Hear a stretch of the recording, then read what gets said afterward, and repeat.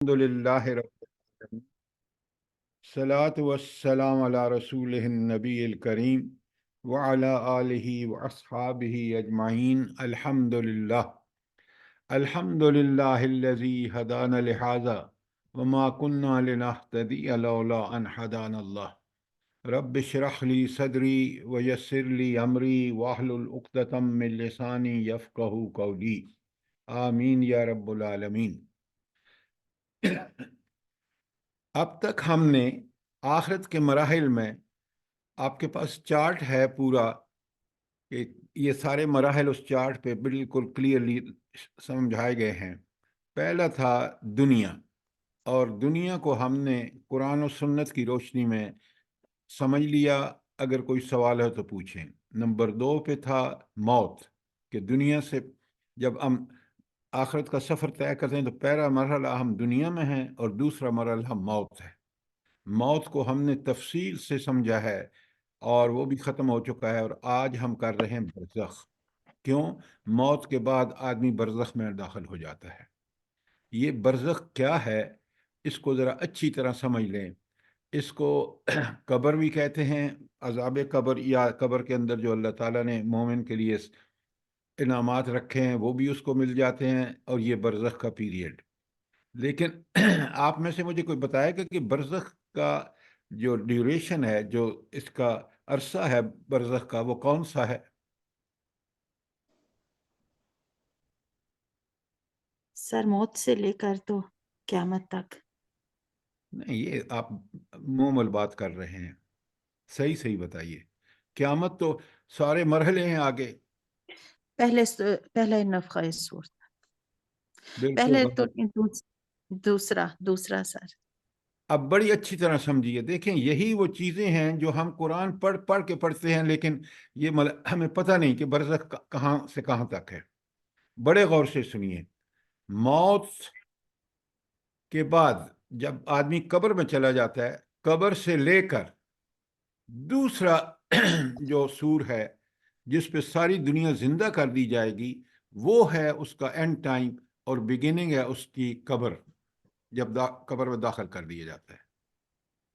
کیونکہ یاد رکھیے، پہلے سور جب اللہ تعالیٰ حکم دیں گے اسرافیل کو تو وہ سور پھونکیں گے تو ساری دنیا مر جائے گی، اور دوسرے سور پہ ساری دنیا زندہ ہو جائے گی، قبروں سے ہم زندہ کھڑے ہو جائیں گے۔ یہ ہے دوسرا سور، جو برزخ موت سے لے کر اور دوسرے سور تک کا جو پیریڈ ہے، یہ ہے برزخ۔ سوال کریں اگر بات سمجھ نہیں آئی تو۔ اب ذرا ایک دفعہ پھر ریپیٹ کر دیں پلیز سر۔ موت سے لے کر دوسرے سور تک کا عرصہ جو ہے وہ برزخ کا پیریڈ ہے۔ جی سر ٹھیک ہے۔ اچھا، اب مجھے آپ ایک بات بتائیے، سوچا کریں ذرا، اللہ نے ہمیں دماغ دیا ہے کہ یہ جو برزخ کا پیریڈ ہے یہ کتنا لمبا ہوگا؟ جلدی بتائیں، ایک فرد کے لیے۔ دیکھیں سر موت کے وقت سے شروع ہوگا اور دوسرے سور تک ہوگا۔ ہاں، لیکن دیکھیں حضرت آدم علیہ السلام جو ہیں، ان کا برزخ کب سے شروع ہوا ہے؟ ہزاروں سال گزر چکے ہیں اور ابھی وہ ختم ہو۔ پلیز اپنا مائک بند رکھیں۔ اچھا، یہ حضرت آدم کا برزخ ختم ہوگا دوسرے سور پر۔ اب میں ایک مثال سے آپ کو سمجھاتا ہوں۔ جب بھی سلائیڈ نہیں آ رہی ہے۔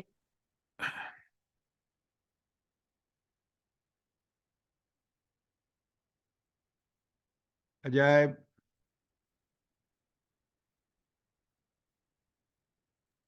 آواز آ رہی ہے؟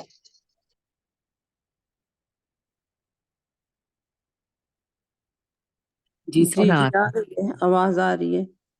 اچھا اب ذرا غور سے سنیں۔ فرض کیجئے ہم میں سے کسی کی موت جو ہے وہ آتی ہے جون میں، تو جون کا مطلب یہ ہے کہ 2024 جون میں بندہ مر گیا. جب مر گیا تو اس کا شروع ہو گیا ٹائم برزخ کا، کیونکہ اس قبر میں جائے گا تو وہاں سے شروع ہوا، اور کب اٹھے گا؟ دوسرے سور پر. تو یہ سارا پیریڈ جو ہے یہ برزخ کا میں ہے وہ بندہ. اب اس برزخ کے حالات بڑے غور سے سنیے. قرآن مجید میں کہاں برزخ کا ثبوت ہے کہ یہ برزخ ہوگا، اس میں انسان کا کیا حال ہوگا، اس کی تفصیل آج ہم نے پڑھنی ہے اور اس کو ہم نے اچھی طرح سمجھنا ہے. سب سے پہلے ہم دیکھتے ہیں کہ عذاب قبر کا ثبوت قرآن میں کہاں ہے. اب میں آیتیں ساری آپ کے سامنے رکھ رہا ہوں، تشریح بھی کر رہا ہوں، آپ جو چیز سمجھنا ہے سوال کریں. سورہ مومن کی آیت 45 اور 46 آپ کے سامنے ہے، اور اللہ رب العالمین فرماتے ہیں قرآن مجید میں وَحَاقَ بِآلِ فِرْعَوْنَ سُوءَ الْعَذَابِ، اور فرعون اور اس کے ساتھیوں کو بدترین عذاب نے گھیر لیا یا عذاب کے پھیر میں آ گئے. النار یعرضون علیہا غدوا وعشیا، اور ان کو آگ پیش کی جاتی ہے، سامنے رکھی جاتی ہے صبح اور شام. یہ کہاں پر صبح اور شام یہ آگ کہاں رکھی جاتی ہے ان کے سامنے؟ قبر میں. برزخ کی زندگی. پہلے قبر، آپ برزخ کی زندگی تو بعد کی بات ہے نا. یہاں جو آیت بتا رہی ہے کہ ان کو صبح اور شام قبر میں، وہ برزخ ہی ہے قبر کا یہ سارے احوال. تو قبر میں ان کو صبح اور شام وہ آگ دکھائی جاتی ہے جس میں انہوں نے جا کے جہنم میں جس میں ان کو پھینکا جانا ہے. تو یہ ثبوت ہے کہ انسان کو قبر میں اس کا ٹھکانہ برا ہے تو صبح شام دکھایا جاتا ہے، اور جس طرح فرعون کو دکھایا جا رہا ہے، اور اگر نیک ہے تو اس کو قبر میں آگے آ رہا ہے کہ اللہ تعالیٰ کس قسم کی سہولتیں عطا فرماتے ہیں، اور قبر ہی میں ان برے لوگوں کو کس قسم کے حالات سے سامنا ہوتا ہے اس کی تفصیلات آ رہی ہیں. اس کے بعد یہ تو ہو گیا نا قبر میں ان کے ساتھ. آگے سنیے وَيَوْمَ تَقُومُ السَّاعَةُ أَدْخِلُوا آلَ فِرْعَوْنَ أَشَدَّ الْعَذَابِ. تو قیامت کے دن ان سے کہا جائے گا کہ داخل ہو جاؤ شدید ترین عذاب میں، یعنی عذاب آخرت میں.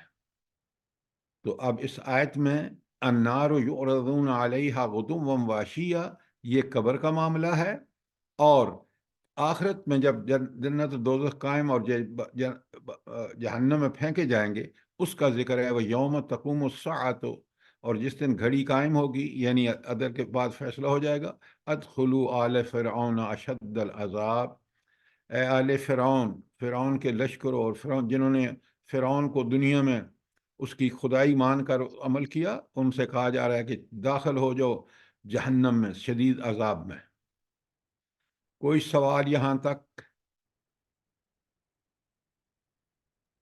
سر آگے یہ تو اہل فرعون کے بارے میں بتایا جا رہا ہے نا، تو لیکن آج کل قیامت تک جو بھی ایسے فرعون ہی ہو جیسے کام کرے گا تو پھر ان کا بھی یہی اثر ہوگا نا.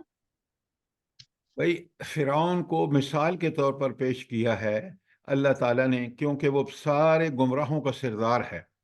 اس نے اپنی الوہیت کا اعلان کیا، انا ربکم الاعلی. جو بھی اللہ تعالیٰ کے دین سے منہ پھیر کر اپنی خواہشات نفس کے پیچھے چلے گا اور اللہ کے احکامات کی خلاف ورزی کرے گا، سرکشی اور بغاوت کرے گا، اس کے ساتھ یہی سلوک ہوگا. جی جی جی سر بے شک. اب آ جائیں دوسرا ثبوت. فَإِنَّ لَهُ مَعِيشَةً ضَنْكَ، اور بے شک ہم اس کی زندگی کو تنگ کر دیں گے، وَنَحْشُرُهُ یوم القیامت اعما، اور قیامت کے دن اس کو اندھا اٹھائیں گے۔ اب یہاں بھی آپ دیکھیں، یہ آپ کو دو صحابہ کی تشریح، ایک تو ابو ہریرہ رضی اللہ تعالی عنہ کی حدیث ہے جو ابن حبان کی ہے، کہ وہ کہتے ہیں کہ فَإِنَّ لَهُ مَعِيشَةً ضَنْكَ کا مطلب یہ ہے کہ اس کو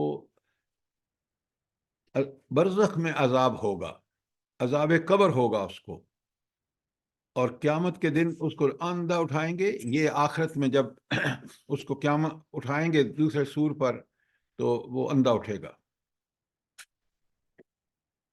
کوئی سوال؟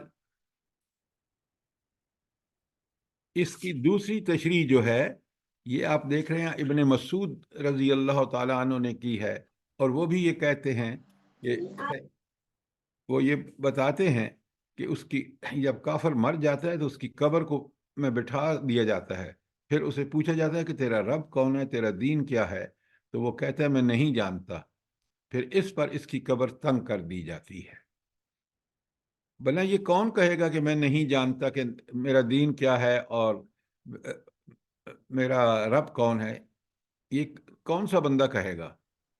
سر یہ جو منکر اپنے من دین ہے نا، چاہتی ہوگی، اپنی خواہشات کے مطابق جس نے زندگی گزاری ہوگی، جس نے اللہ کے دین کے مطابق اللہ کے احکامات اور رسول اللہ صلی اللہ علیہ وآلہ وسلم کے طریقے پر عمل نہیں کیا بلکہ اس کے برخلاف راستہ اختیار کیا، یہ اس شخص کا ذکر ہے۔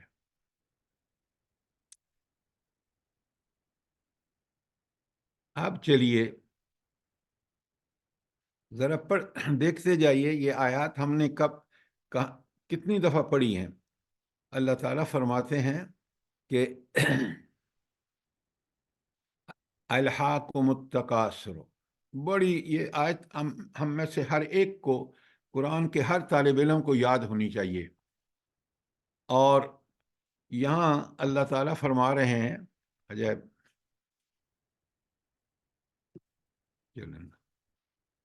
ٹھیک ہے، کہ الہاکم التکاثر دو لفظ ہیں، ذرا بہت غور سے ترجمہ سنیے۔ کثرت طلب نے تمہیں غافل کر دیا، یہ جو تم ہر آن اور ہر لمحہ دنیا کے پیچھے پڑے ہو کہ تمہیں ہر چیز کی کثرت سے مل جائے، دنیا کے پیچھے، اسی چیز نے تمہیں غافل کر دیا ہے اللہ کی یاد سے، اور تم اسی کیفیت میں رہتے ہو مرتے دم تک۔ کس میں؟ الہاکم التکاثر، کہ تم جو ہے زیادہ سے زیادہ جو طلب ہے تمہاری اس کی دھن میں لگے رہتے ہو، اور حتیٰ زرتم المقابر، پھر ہوتا کیا ہے کہ تمہیں موت آ جاتی ہے، تم قبر کے لبے گور پہنچ جاتے ہو۔ یہ دیکھیں آج کافروں کو چھوڑ دیں، انہوں نے تو انکار کر دیا، مسلمانوں کا یہ حال ہے کہ کس قدر وہ دنیا کے اندر غرق ہے۔ آپ اپنے گرد دیکھ لیجئے، اور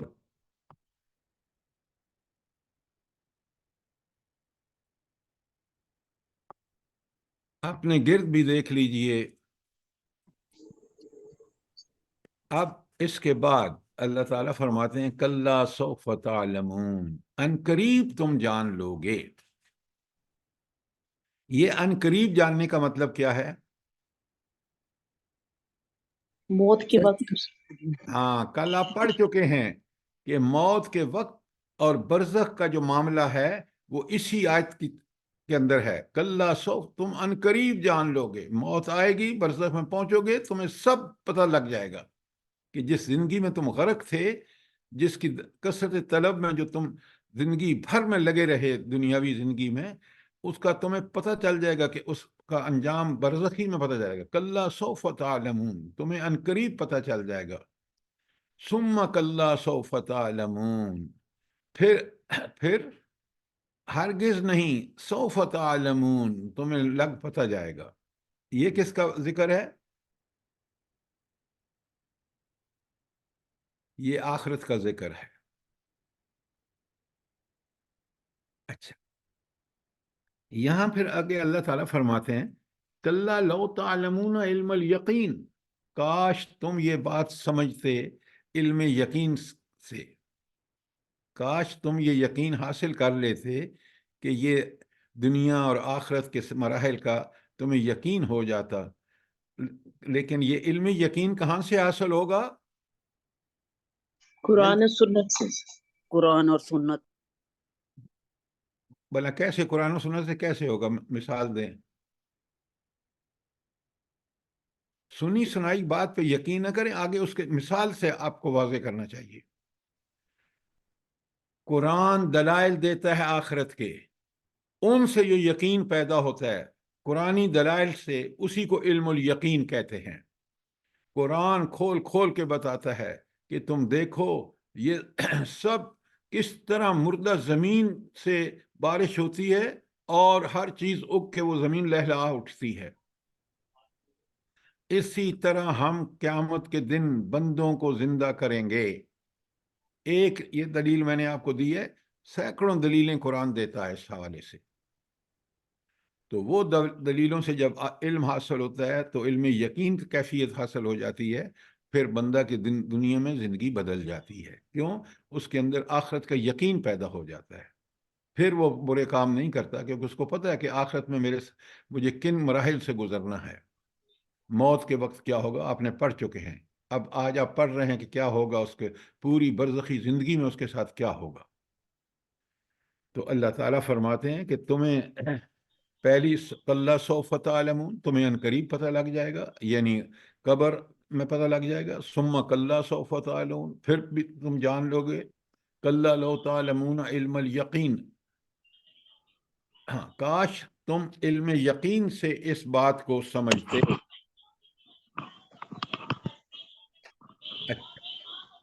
اس کے بعد ذرا اس آیت کو پورا کر لیتے ہیں. اللہ تعالیٰ لَتَرَوُنَّ الْجَحِيمَ، تم اپنی آنکھ سے دیکھو گے جہنم کو. ثُمَّ لَتَرَوُنَّهَا عَيْنَ الْيَقِينِ، تو پھر تم جو ہے اس کو جب دیکھو گے آنکھ سے تو یہ عینی مشاہدہ ہوگا آپ کا. اب عینی مشاہدے کے بعد تو کسی تو جناب کسا کھولیا یس 100%. اپنا مائک بند کر کے پلیز.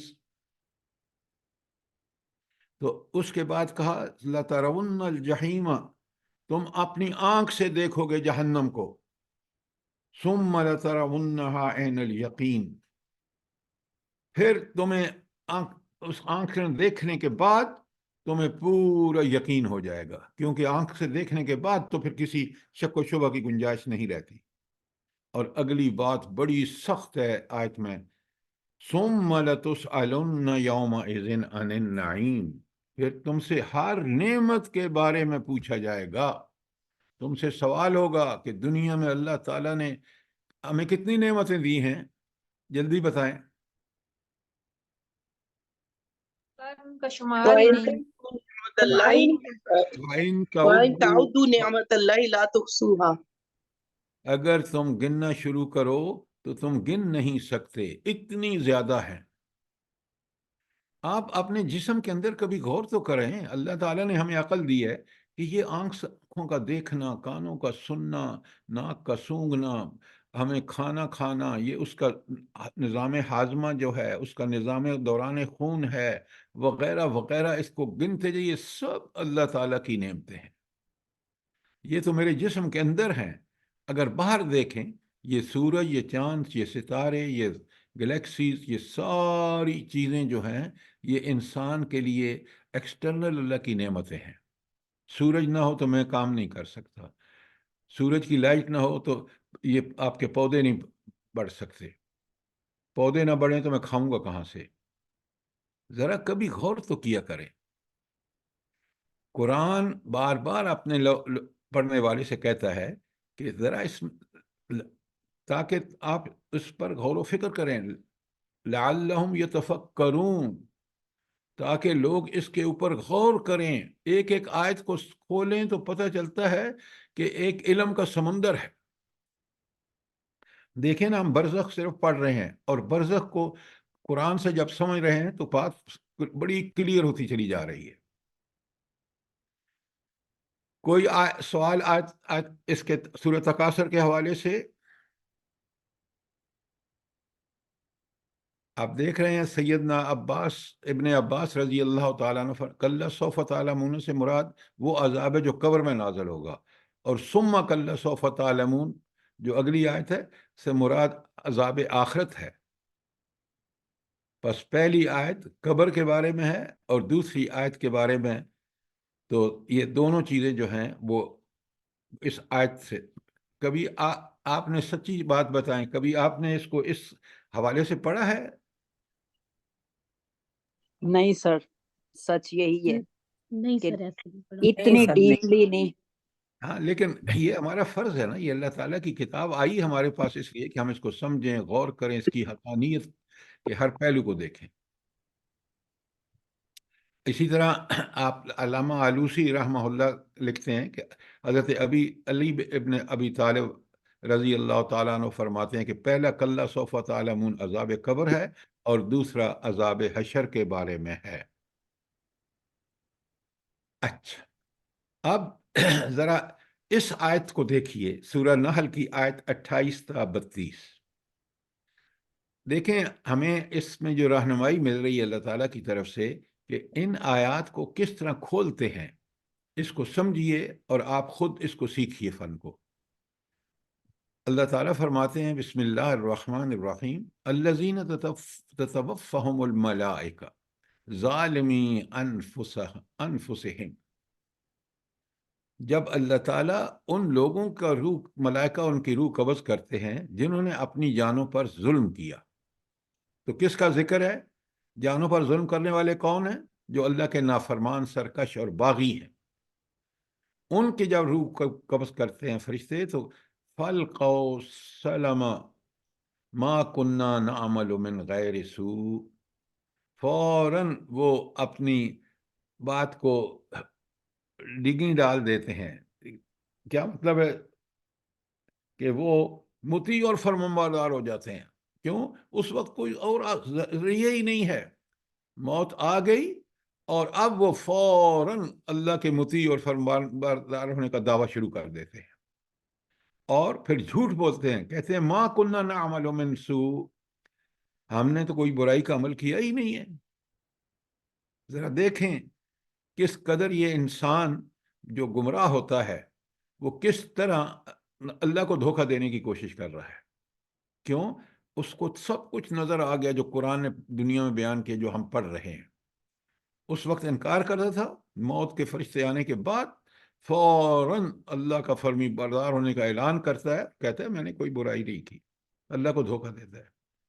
اللہ جواب دیتے ہیں بلا، ہاں، ان اللہ علیم بما کنتم تعملون، جو کچھ بھی تم دنیا میں عمل کرتے رہے اللہ تعالیٰ اس سے خوب واقف ہے. اللہ کا فیصلہ کیا آتا ہے؟ فَادْخُلُوا أَبْوَابَ جَهَنَّمَ خَالِدِينَ فِيهَا، داخل ہو جاؤ جہنم کے دروازوں میں. فَلَبِئْسَ مَثْوَى الْمُتَكَبِّرِينَ، کتنا برا ٹھکانہ ہے ان لوگوں کا جنہوں نے تکبر کیا. یہاں تک متکبر کون ہوتا ہے بلا اس آیت کے حوالے سے جلدی بتائیں. سر انکار کرنے والا. یہ آپ ترجمہ کیوں کر رہے ہیں؟ آپ مجھے میں بتائیں. دیکھیں ہر لفظ کا ٹھیک ٹھیک مفہوم متعین ہوگا جب اس آیت میں رکھ کے اس کو دیکھیں گے. المتکبرین، جی کیا ہے اس کا مطلب؟ سر ظالمی انفسہم. ہاں، یہ ہوئی نا بات. وہ لوگ جنہوں نے اپنی جانوں پر ظلم کیا. جانوں پر کیا ظلم کیا؟ انہوں نے اللہ تعالیٰ کے حکم کے برخلاف چلے. وہ حق جو اللہ تعالیٰ نے نازل فرمایا اس کو چھوڑ کے شیطان نفس کے پیچھے چلے. یا متکبر کا مطلب یہ ہے کہ انہوں نے تکبر کی وجہ سے اللہ تعالیٰ کی بات کو جو برحق تھی، جو ان کے لیے دنیا اور آخرت کا فائدہ تھی، اس کو تکبر کر کے اس کو کہا یہ پھینکو اس کو ادھر، نعوذ باللہ. میں تو اپنی خواہش نفس کے پیچھے چلوں گا، میں دنیا پرستی کروں گا۔ تکبر کا معنی سمجھیں۔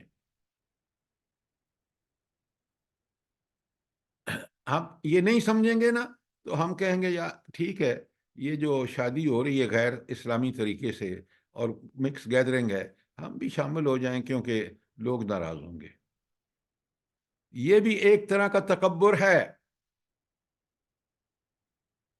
قرآن پڑھ کے سمجھیں تو پھر آپ کو پتہ چلے گا کہ ہم بھی بعض دفعہ حالات سے کمپرومائز کر کے اور اللہ کے حکم کے خلاف چلتے ہیں۔ یہ تو معاملہ تھا ان لوگوں کا یہاں تک جنہوں نے ظالمی انفسہم، کہ جنہوں نے اپنی جانوں پر ظلم کیا، اللہ کے راستے کو چھوڑ کر شیطان کا راستہ اپنایا۔ اب آئیے قرآن کس طرح کمپیرزن کرتا ہے، تقابل کرتا ہے۔ اللہ تعالیٰ فرماتے ہیں اس کے برخلاف وَقِيلَ لِلَّذِينَ اتَّقَوْا، جب ان لوگوں سے کہا جاتا ہے جنہوں نے تقوی کی روش اختیار کی۔ اب یہ تقوی اوپر والے کن الفاظ کے سامنے کے برابر مقابل میں آیا ہے؟ جلدی بتائیں۔ ظالم انفسہم۔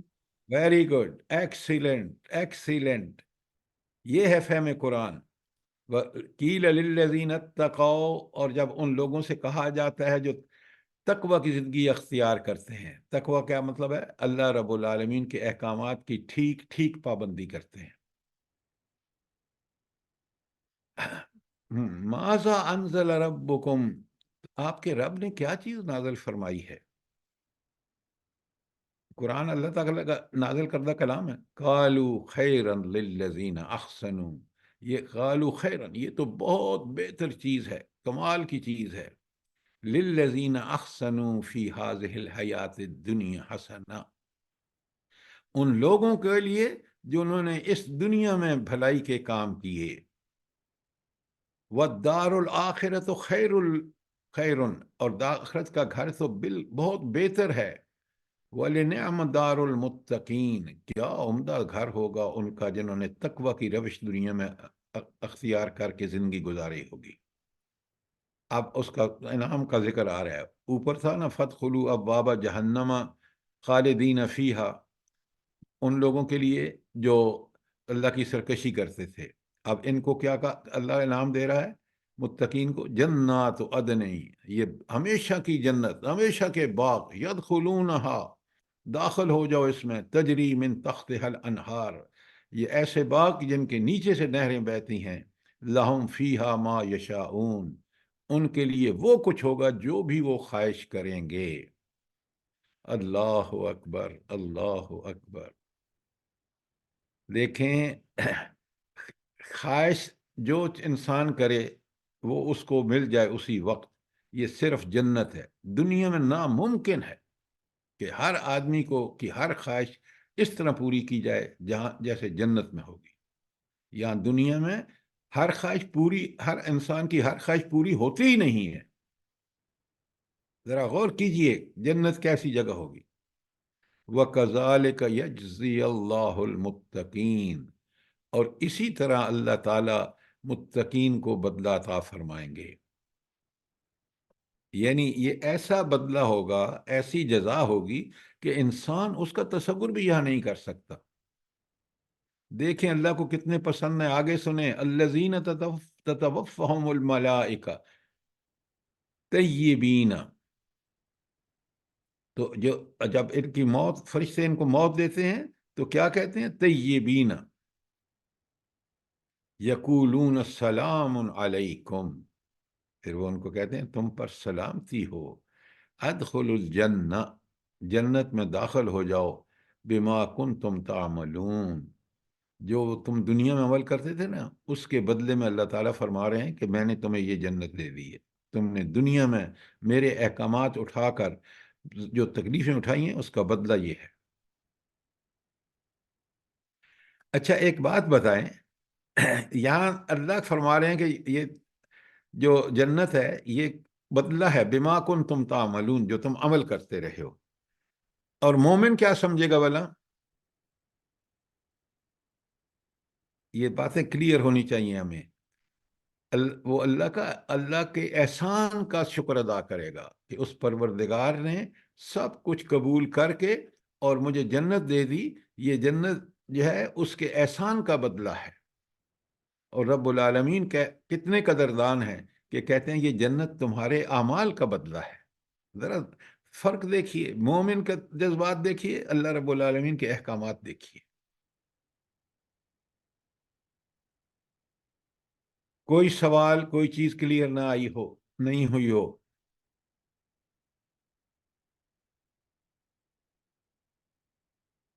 اب آپ ذرا غور کریں آیت پہ واپس، تو آپ دیکھیں گے کہ موت کے وقت فرشتے جب ان کی جان نکالتے ہیں کافروں کی، تو وہ بڑے جھوٹ بول کے کہتے ہیں اللہ ہم تو آپ کے تابع دار تھے، کوئی برا عمل نہیں کیا. سر جی آپ کہتے ہیں سوال کریں، ہم ایسے کھو جاتے ہیں کہ ہمیں سمجھ ہی نہیں آتا کہ کیا سوال کریں. بس آپ اس کو سمجھنے کی کوشش کریں، اگر سمجھ آ گیا تو ٹھیک، ورنہ کوئی. الحمدللہ الحمدللہ. اچھا، یہ جو اس کا پہلی اوپر آیت میں ہے فَادْخُلُوا أَبْوَابَ جَهَنَّمَ خَالِدِينَ فِيهَا، ان سے کہا جا رہا ہے کہ اب موت کے وقت فرشتے ان سے کہہ رہے ہیں داخل ہو جو جہنم کے دروازوں میں سے. یعنی موت پہلا دروازہ ہے، اور اب تمہیں سامنا ہوگا کس کا؟ عذاب قبر کا سامنا ہوگا. اور یہاں نیچے آپ دیکھ رہے ہیں اللہ تعالیٰ فرما رہے ہیں کن لوگوں سے جو اللہ کے نازل کردہ کلام کے مطابق زندگی گزارتے ہیں، ان کو فرشتے کیا کہہ رہے ہیں؟ وہ فرشتے ان سے کہہ رہے ہیں الذین تتوفاہم الملائکۃ طیبین، اور پھر ان کو سلامتی اور ان کو جنت کی خوشخبری دے رہے ہیں. وہ راحتیں جو ان کو قبر میں نصیب ہوں گی، اور وہ آخرت میں جو جنت ہے اس کے بارے میں یہاں موجود ہے آپ کا. تو یہ میں نے آپ کے سامنے پوری تشریح کر دی ہے. یہ سورہ آپ کے پاس ہینڈ آؤٹ میں ہے، تو آپ اس کو پڑھیں اور اس کو سمجھیں تاکہ ہمیں ان مراحل کا ٹھیک اندازہ ہو، اور ہمیں پتہ چلے کہ مندہ دنیا میں جو چند روزہ برائیاں کر لے، لیکن موت کے وقت اور پھر پورے برزخ میں اس کے ساتھ اس کا کیا حال ہوگا، یہ ہم سمجھ آ رہا ہے. اور اگر یہ آپ کو مجھے اور سمجھ ہو تو ہم دنیا میں کبھی اللہ تعالیٰ کی نافرمانی نہ کریں.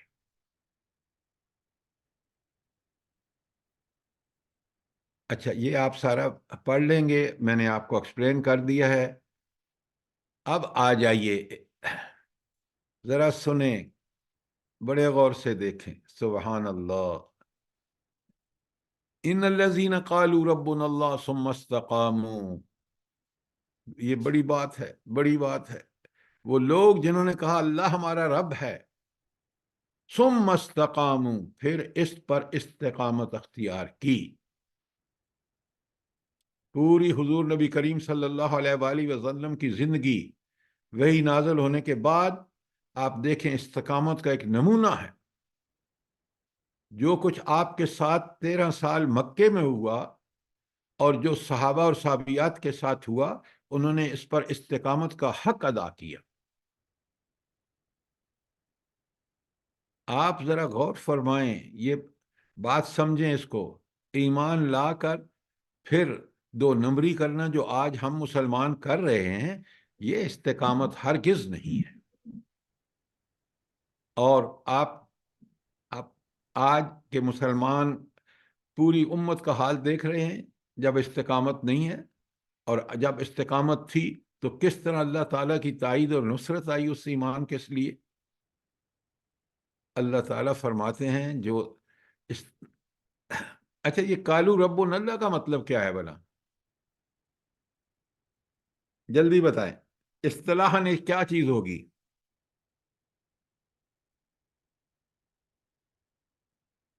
یہ ایمان سر ہے. جی وہ یہ آیت آ سکتی ہے قل ان صلاتی و نسکی و محیای و وہ مماتی. دیکھیں، پہلے بات کو سمجھیں، وہ کیفیت ہے استقامت کی.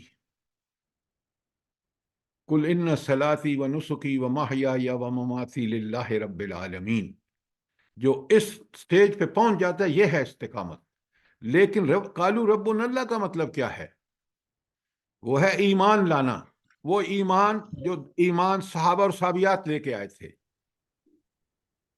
یہ کہنا کہ اللہ ہمارا رب ہے، وہ ہمارا پروردگار ہے، وہ ہمارا آقا اور مالک ہے، تو یہ دراصل پورے ایمان کے لیے یہ آیا لفظ قالوا ربنا اللہ، کہ اللہ ہمارا رب ہے. یہ ایمان کا ثمرہ ہے. اگر ایمان پکا سچا ہے اس کے اندر استقامت آئے گی. سنے آگے اس کا بدلہ. اگر انسان ایمان لا کر استقامت اختیار کرے تو رب کہتے ہیں تتنزل علیہم الملائکہ، پھر اللہ ان پر ملائکہ کا نزول فرماتا ہے. وہ کیا کہتے ہیں ان کو اللہ تخافوا ولا تحزنوا، نہ تم ڈرو اور نہ تم غم کرو. تخافوا اور تحزنوا میں فرق کیا ہے بلا؟ سچی خوف آنے والے وقت کا ہوتا ہے اور غم پچھلے گزرے ہوئے وقت کا. جزاک اللہ. دیکھیں نا، یہ سب چیزیں ہم نے کلیئرلی سمجھنی چاہیے، اور میں سوال صرف آپ کو جھنجھوڑنے کے لیے تاکہ آپ الرٹ رہیں کہ یہ کیا چیز آئی ہے، اس کو ہم نے سمجھنا ہے. تو تخافو کا مطلب ہے خوف ہوتا ہے آنے والے حالات پر.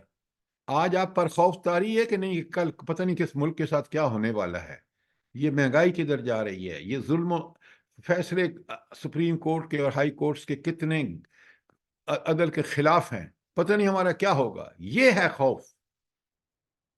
اور غم کیا ہے؟ ہم سے بنگلہ دیش الگ ہو کر بنگلہ دیش بن گیا. ماضی میں جتنی ہم نے غلطیاں کیں اس کے نتیجے میں آج ملک جو ہے وہ بڑی عجیب و غریب کیفیت میں داخل ہو گیا. یہ حزن ہے. تو فرشتے کیا کہتے ہیں؟ جو گزر گیا اس پر تم خوف نہ کرو، اور جو آنے والا ہے اس پر جو آنے والا ہے اس پر خوف نہ کرو، اور جو گزر گیا ہے اس پر کوئی غم نہ کرو. کیوں؟ یہ حالات اللہ رب العالمین کے کنٹرول میں ہیں، اور وہ سب چیز ان حالات سے مومنوں کو گزارتا ہے. لیکن تم نے کیونکہ اللہ پر ایمان اور اس پر استقامت کا ثبوت دیا، تو پھر پہلے نمبر 1 کہ تم آنے والے مشکلات سے بالکل گھبراؤ نہیں، گزرے ہوئے حالات پر غم نہ کرو. نمبر 1. نمبر 2 وَأَبْشِرُوا بِالْجَنَّةِ الَّتِي كُنْتُمْ تُوعَدُونَ، اور تمہیں بشارت دی جاتی ہے اس جنت کی جس کا تم سے وعدہ کیا گیا ہے. یہ نمبر 2 ہے کہ جنت کی بشارت. نمبر 3 نحن اولیاؤکم فی الحیات الدنیا، ہم تمہارے مددگار ہیں، تمہارے ولی ہیں دنیاوی زندگی میں بھی، وفی الآخرہ، اور آخرت میں بھی. اور آخرت کے مراحل سب سے پہلا کیا ہے؟ برزخ. وَلَكُمْ فِيهَا مَا تَشْتَهِي أَنفُسُكُمْ، وہاں جنت میں تمہیں وہ کچھ ملے گا جس کی تم خواہش کرو گے. ہوئے ہوئے ہوئے ہوئے. کاش دنیا میں نے آپ کو بتایا ہے کہ آپ کو خواہش کے مطابق کبھی نہیں ملتا. یہ ایکسیپشن ہے، یعنی ملتا ہے لیکن ہر خواہش کبھی پوری نہیں ہوتی، کبھی بھی پوری نہیں ہوتی. میں آپ کو بتاؤں کہ میں نے اس آیت کو سمجھنے کے لیے مجھے جب اللہ تعالیٰ نے کیسے سمجھایا، میں پیرس میں تھا اور وہ 5 اسٹار ہوٹل تھا، کمپنی نے مجھے ٹھہرایا ہوا تھا. میں لیبیا میں تھا تو لیبیا سے وہاں گیا تو میں اہلیہ کو بھی ساتھ لے گیا. اب ظاہر اہلیہ پردے میں تھی تو میں نے ان سے کہا، صبح کال کیا کہ بھائی کھانا مجھے دے دو یہاں کمرے میں.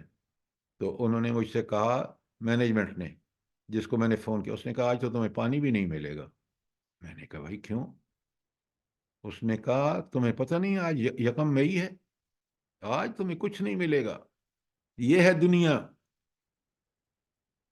رب کیا کہتے ہیں جنت وَمَا تَشْتَهِي أَنفُسُكُمْ، جو تمہارا نفس چاہے گا وہ تمہیں ملے گا. وَلَكُمْ فِيهَا مَا تَدَّعُونَ، جس چیز کا آرڈر دو گے وہ ملے گی. یہ ہے جنت. دنیا میں کما لو اس کو، اس سے محرومی بڑا گھاٹے کا سودا ہوگا.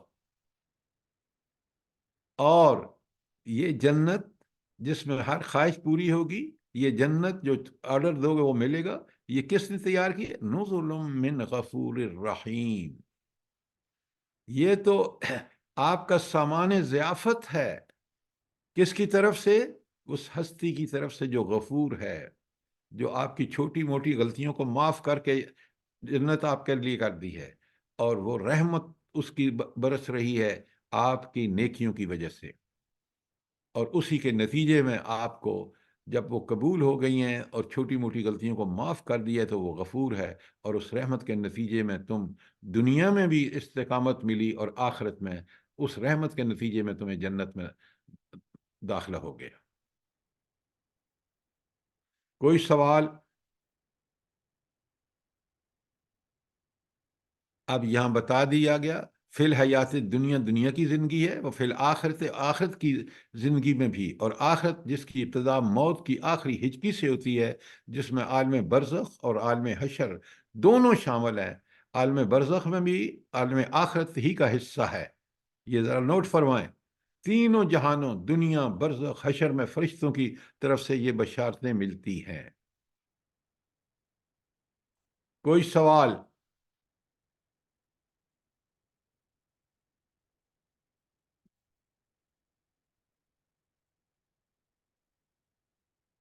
زید بن اسلم رحمہ اللہ فرماتے ہیں کہ ملائکہ مستقیم الحال لوگوں کو، کی وہ جو استقامت اختیار، وہ موت کے وقت اور قبر میں اور قبر سے اٹھتے وقت فرشتے خوشخبریاں سناتے ہیں. اور یہ قول یعنی یہ تفسیر کہ تمام اقوال کو جامع ہے اور بہت ہی اچھی تفسیر ہے اور واقعی اور حقیقت کے مطابق ہے کہ ان کو یہ خوشخبریاں جو ملتی ہیں یہ بالکل. اور امام وقی بن جرح فرماتے ہیں کہ 3 مقامات پر بشارت ملے گی: مرتے وقت، قبر کے اندر یعنی برزخ میں، اور قبر سے اٹھتے وقت جب دوسرا سور پھونکا جائے گا. اچھا ایک بات بتائیں، قبر میں تو ہم پڑھ رہے ہیں، یہ قبر سے اٹھتے وقت ان کو یہ خوشخبری کیوں دی جائے گی؟ جلدی بتائیں. سر اس وقت بھی وہ خوف میں نہیں ہوں گے، اللہ تعالیٰ کی مہربانی سے وہ انہیں پتہ ہی نہیں چلے گا، سارے مراحل گزر جائیں گے. ڈاکٹر صاحبہ آپ نے اتنی محنت کی ہے MBBS میں، ذرا تھوڑی سی محنت یہاں بھی کریں نا. قبر سے اٹھنے کے بعد کے جو مراحل ہیں، ہم نے میدان حشر میں پہنچنا ہے، وہ وہاں بھی ان کو یہ خوشخبری ہے. میدان حشر کی سختیوں کے برخلاف بھی ان کو خوشخبری ہے. یہ ایسی بات نہیں ہے کہ قبر سے اٹھتے وقت ان کو اس لیے خوشخبری دی جا رہی ہے کہ جو اگلے مراحل ہیں اس کے بعد کہ آپ نے میدان حشر میں پہنچنا ہے، اس کی تفصیلات آئیں گی آپ کے سامنے. پھر میدان حشر کی سختیاں ہیں، تو ان تمام مصیبتوں اور تکلیفوں کے مقابلے میں اللہ کی خوشخبری ان کو دی جاتی ہے. اور وہ چیزیں جو کافروں کے لیے انتہائی مشکلات کا باعث بنیں گی. آپ کو پتہ ہے میدان حشر میں پہنچنے کے کچھ لوگ سر کے بل چل کے جائیں گے، یہ بات آ رہی آگے. تو قبر سے اٹھتے وقت یہ خوشخبری مومنوں کے لیے بہت بڑا اللہ کی رحمت ہوگی کہ وہ حشر میں پہنچنے، وہاں کے انتظار کرنے میں ان کو کوئی مشکل پیش نہیں آئے گی، کیونکہ ان کو پتہ ہے کہ یہ اللہ کی طرف سے ہمیں موت زندہ کرتے وقت اللہ نے بتا دی ہے. ایک ایک بات کو پوری طرح کھولے نا تو پھر آپ کو سمجھ آئے گی بات کو.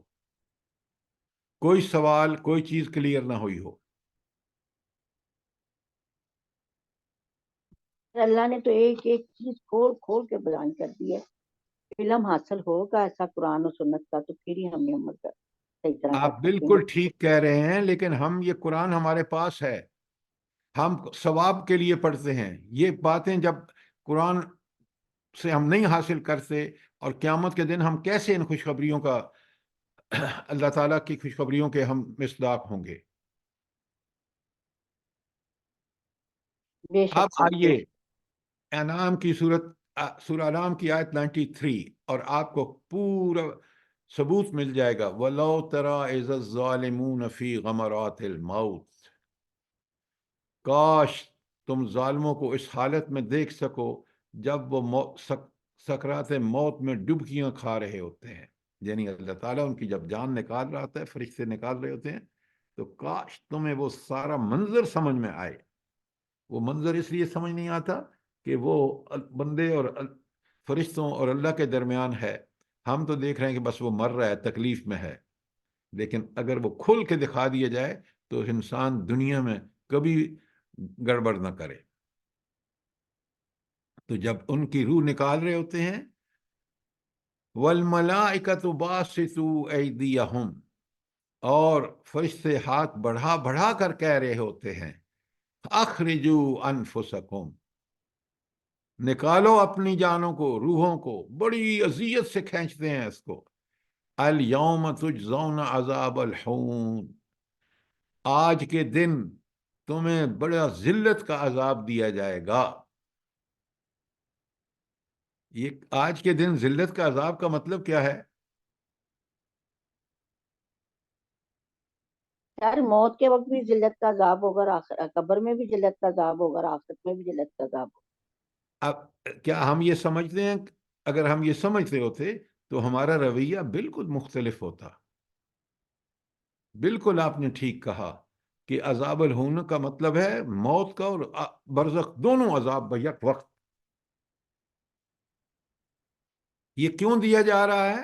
خود اللہ تعالیٰ فرما رہے ہیں. دیکھیں قرآن، یہ جو قرآن میں اکثر آپ دیکھتے ہیں نا، کتاب مبین ہے. مبین کا مطلب ہے جو کھول کھول کے اپنا مدعا بیان کرتی ہے. تو قرآن کس طرح کھول کے بیان کر رہا ہے یہ عذاب قبر کو، کہ پہلے تو فرشتے جان نکالتے وقت اسے کہتے ہیں کہ نکال نہ ذرا اپنی جان، اور تو عذاب قبر اور عذاب موت کا آج تو مستحق ہے. کیوں؟ بما کنتم تقولون علی اللہ غیر الحق، اور تم نے اللہ کے بارے میں غیر ناحق باتیں کی. وہ آیت ہے نا، وما قدر اللہ حق قدرہ، اللہ کی قدر لوگوں نے کی ہی نہیں جیسی کی جانی چاہیے.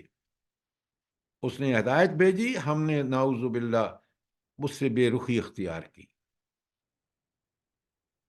اور اگلی بات میں اس کو اور کھول دیا، وَكُنْتُمْ عَنْ آیَاتِهِ تَسْتَكْبِرُونَ، اور تم اس کے احکام کے برخلاف تکبر کرتے تھے. بلا کیا آج کے مسلمان سے بلا سود کے بغیر دنیا چل سکتی ہے؟ ساری دنیا سود کھا رہی ہے، اور آپ طرح طرح کی آپ تشریحیں سنیں گے.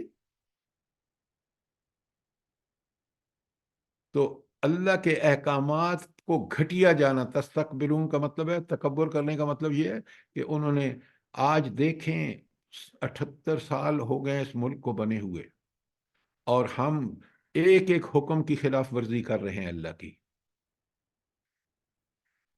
اگر یہاں اسلامی نظام ہوتا جس کے لیے اللہ نے یہ زمین دی تھی، اور ہم نے اس کی خلاف ورزی ایک زمانے سے کر رہے ہیں، یہ ہے تکبر، کہ اللہ کی بات کو چھوڑ کے ہم نے ویسٹرن لا اور امریکن لا اور طاغوت کی غلامیاں اختیار کر لیں. یہ ہے تکبر اللہ کے مقابلے میں، اللہ کے احکامات کے مقابلے میں. کوئی سوال، کوئی چیز کلیئر نہ ہوئی ہو؟ جزاک اللہ سر، بہت اچھا clear ہو جزاک گیا. اللہ خیر سر. تو اسرائیل نے کوئی آئین نہیں بنایا ہوا ہے، وہ اب تورات پہ چل رہے ہیں، جو ان کی تورات ہے اس وقت. تو میں جرت نہیں ہے کہ ہم اپنے قرآن پہ چلیں، اللہ کے قانون پہ چلیں. صاحبہ ہمارے حکمران جو ہے نا، اتنے احساس کمتری میں مبتلا ہیں کہ وہ اپنے آپ کو قرآن کے ساتھ منسوب کرنا بھی پسند نہیں کرتے. کیوں؟ لوگ کہیں گے یہ بڑے وہ ہو گئے ہیں آرتھوڈاکس. یاد رکھیے، ہماری عزت اور ہماری اللہ کی نزدیک عزت صرف اور صرف قرآن اور سنت پر عمل کرنے میں ہے. اچھا ایک بات مجھے بتائیے کہ قرآن اور سنت پر عمل کرنے کے لیے کہ آپ کے اندر وہ عزم پیدا ہو کہ میں نے تو اس پر عمل کرنا ہی کرنا ہے، یہ کون سی چیز ہے جو میرے اندر پہلی پری ریکویزٹ ہونی چاہیے کہ میں اس بات کو یقینی سمجھ لوں کہ میں نے قرآن و سنت کے مطابق زندگی گزارنی ہے؟ تو میرے پاس پہلی چیز میرے پاس کیا ہونی چاہیے؟ ایمان کی طاقت. Very good, excellent. اگر وہ ایمان ہی نہیں ہے تو اس ایمان میں طاقت کہاں سے آئے گی؟ یہی تو مسئلہ ہے. آپ نے بالکل ٹھیک بتایا. ایمان، پکا سچا علم ایمان کا میرے اندر وہ طاقت بھر دیتا ہے کہ میں اس رب کی غلامی کروں. یہ ایمان ہی ہے، سب سے پہلی چیز ایمان ہے. قرآن میں اللہ دعوت دیتے ہیں اس ایمان کو قبول کرو. سارے انبیاء اسی کی دعوت کے لیے آئے. ذرا ان چیزوں کو سوچا کریں، سمجھا کریں. یہ ہے موت کے وقت بندے کا حال. سورہ انفال کی آیت 50 آپ سب نے آپ کے. وَلَوْ تَرَى، کاش تو اس وقت دیکھے، اِذْ يَتَوَفَّى الَّذِينَ كَفَرُوا، جب کافروں کو اللہ تعالیٰ جو ہے موت دے رہا ہوتا ہے. الملائکۃ یضربون وجوہہم، ملائکہ ان کے چہروں پر مار رہے ہوتے ہیں. وادبارہم، ان کے پیٹھوں پر مار رہے ہوتے ہیں. وذوقوا عذاب الحریق، اور ان سے کہتے ہیں چکھو مزہ عذاب کا. یہ کون سا عذاب ہے؟ دیکھیں، موت کا عذاب، موت اور قبر کا عذاب. موت اور قبر کو ساتھ رکھیں، کیونکہ موت کے بعد وہ سیدھا قبر میں جائے گا. تو وہ فرشتے جان نکالتے وقت جب اسے کہہ رہے ہیں تو وہ یقیناً وہ عذاب ہے جو سب سے پہلے آنا ہے، وہ موت اور قبر کا عذاب ہے. سب ہینڈ آؤٹ میں آپ کے پاس ہے، آپ اس کو دوبارہ پڑھیں، خود پڑھیں، اپنے بچوں کو پڑھائیں. اور یہی بات پھر سورہ محمد میں کہی گئی. آیت 27 آپ کے سامنے ہے. فَكَيْفَ، پھر اس وقت کیا حال ہوگا. اللہ اکبر. اِذْ تَوَفَّتْهُمُ الْمَلَائِکَہ، جب ملائکہ ان کو موت دے رہے ہوں گے اور کیا کر رہے ہوں گے. یضربون وجوہہم وادبارہم، ان کے چہروں پر بھی مار رہے ہوں گے اور ان کی پیٹھوں پر بھی. یہ ہے عذاب موت کا بھی اور قبر کا بھی. اب آپ کو کوئی شک نہیں رہ جانا چاہیے قرآن کی اتنی آیات کے بعد. یہ سورہ ابراہیم کی بات آیت ذرا غور سے سنیے. یثبت اللہ الذین آمنوا بقول ثابت فی الحیات الدنیا وفی الآخرہ. ایمان لانے والوں کو اللہ تعالیٰ ایک قول ثابت کی بنیاد پر دنیا اور آخرت دونوں میں ثبات عطا فرماتا ہے. اچھا یہ بتائیں کہ دنیا میں ثبات کیا ہے اور آخرت میں کیا ثبات ہوگا؟ سر جی یہ کلمہ طیبہ کی طرف اشارہ ہے کہ ہاں، لیکن اگر بتائیں اشارہ تو ہے، لیکن کیا ہم سمجھتے ہیں وہ کچھ جو یہاں بتایا گیا ہے؟ سر جی اس سر طرح جو تو اس مرمت نہیں ہے. کرے گا وہ دنیا دیکھیے، میں بھی کامیاب ہوگی. ہاں، دنیا میں کیا کرتا ہے؟ تقویٰ کی عقیدہ رو زندگی دیکھیں، سنت پر عمل کرتا ہے. دیکھیے دو چیزیں ہیں. ایک ہے فی الحیات دنیا، دنیاوی زندگی میں نے ابھی ایک خاتون نے بڑا پیارا جواب دیا کہ آپ اگر استقامت اس شخص کو نصیب ہوتی ہے جس کا ایمان پکا اور سچا ہو، تو قول ثابت، کلمہ طیبہ یا ایمان پکا اور سچا ہوگا تو اللہ تعالیٰ اس کو دنیا میں بھی استقامت عطا فرمائیں گے. اس کے فیض و برکات جو ہیں اس کلمے کے تقاضے جب پورا کرے گا، اللہ تعالیٰ کو اپنا حاکم اور خالق مالک رازق سمجھ کے زندگی گزارے گا، اس کے احکامات پر چلے گا، اس طرح چلے گا جس طرح رسول اللہ صلی اللہ علیہ وسلم چلے ہیں. تو پھر اس کی دنیاوی زندگی میں بھی سارے فیوز و برکات اس کو ملیں گے، اور اس کلمہ طیبہ پہ عمل کرنے کی وجہ سے وہ ثابت قدم رہے گا. وفی الآخرت، اور آخرت میں کیا مطلب کہ وہ آخرت میں ان سارے مراحل میں کون سے؟ آخرت شروع ہوتی ہے برزخ سے. برزخ پہلا سور، دوسرا سور، پھر میدان حشر میں پہنچنے کا مسائل، پھر وہاں انتظار. تو ہر جگہ اس کو کیا چیز کام آئے گی؟ قول ثابت. ہاں، پکا سچا ایمان. اب سر جی جی دعا بھی ہے نا، اللہم ثبتنا بالقول ثابت فی الحیات الدنیا فی الآخرہ. جزاک اللہ، جزاک اللہ. یہ دعائیں ہمارے ہر وقت ہمارا ریمائنڈر ہیں. بہت پیاری دعا ہے، جزاک اللہ. وَيُضْلِلِ اللَّهُ الظَّالِمِينَ، اور گمراہ اللہ تعالیٰ کن کو کرتا ہے؟ جو ظلم کرتے ہیں. ظلم کا مطلب یہاں کیا ہے؟ جو اللہ کے قانون کو چھوڑ کر گمراہی میں جاتے ہیں، وہ ظالم ہے. وَيَفْعَلُ اللَّهُ مَا يَشَاءُ، اللہ جو چاہتا ہے کرتا ہے. اچھا یہ ایک بات بتائیں، دیکھیں فہم قرآن کے لیے آپ کو چیزوں کو سمجھنا ہوگا. یہ جو اللہ تعالیٰ فرما رہے ہیں وَيَفْعَلُ اللَّهُ مَا يَشَاءُ، کہ اللہ جو چاہتا ہے کرتا ہے. تو کیا اس کا مطلب یہ ہو سکتا ہے کہ اللہ تعالیٰ نعوذ باللہ کہ جو کر رہا ہے اس میں عدل کا پہلو پوری طرح پورا نہیں ہو رہا؟ یہ ممکن ہے؟ سر یہ ممکن نہیں سر. ہرگز ممکن نہیں ہے، ہرگز. کیوں؟ رب العالمین العدل ہے، سراپا عدل ہے. تو وہ یفعل اللہ ما یشاء کا مطلب یہ ہے کہ اللہ جو چاہتا ہے کرتا ہے، اللہ برحق کرتا ہے. یہ ہے یہاں بالکل اب ہمارے ذہن میں کلیئر ہونا چاہیے. شاباش. کوئی سوال، کوئی چیز کلیئر بالکل نہ سر، ہوئی؟ اس کے حکم کے بغیر تو پتا بھی نہیں ہلتا ہے نا. ہاں یہ تو آپ اور میں کہتے ہیں نا.